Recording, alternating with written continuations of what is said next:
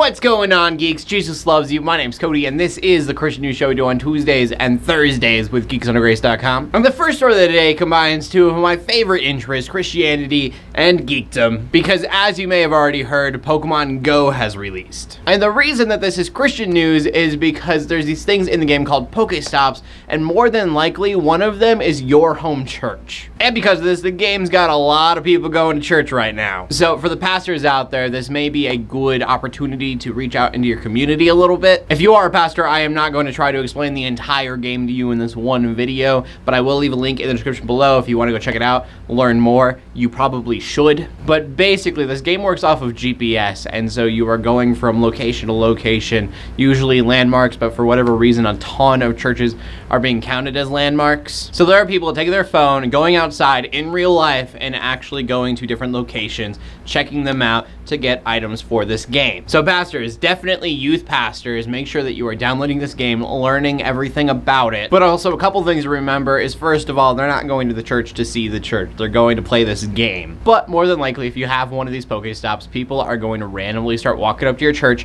for no apparent reason, clicking a button and walking away. You can do something as easily as putting up a sign that says Pokestop here, or with a lot of people walking, you may want to, leave out some bottled water for them. I mean, do a little bit of brainstorming. There's all sorts of different things you can do to reach out to this community that is randomly coming up to you. But as a geek, I need to say this, please figure out the game. Learn how it works before you interact with these people. Don't come off as a clueless pastor who has no idea what's going on.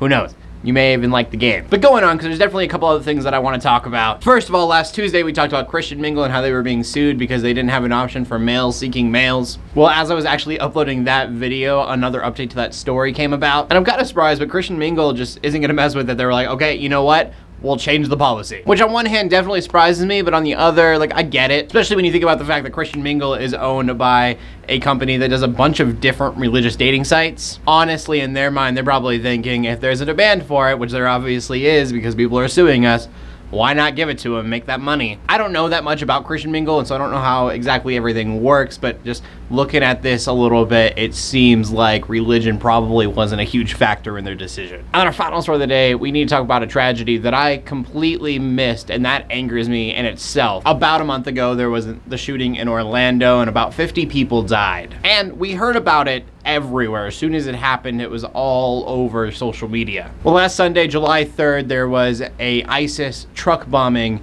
in Baghdad. It killed 115 people. It injured 200 more, but I didn't hear about this almost anywhere. I mean, really, I didn't see any pray for Baghdad. That breaks my heart. But anyway, something that I wanted to note is that the reason there were so many people in one area was because they were all celebrating the end of Ramadan. And so I think this is a huge thing to note, because for so many of us, we believe that ISIS is what Islam is worldwide. And if that's true, then why are they going around bombing their own people? And so I'm not claiming that I know what Islam is, what it should be. All I'm saying is the Islam of ISIS is not the same Islam that all the other Muslims practice. But anyways, prayers out to the people in Baghdad, all the people who have lost their loved ones, 115 people. I mean, could you imagine if that was here at home?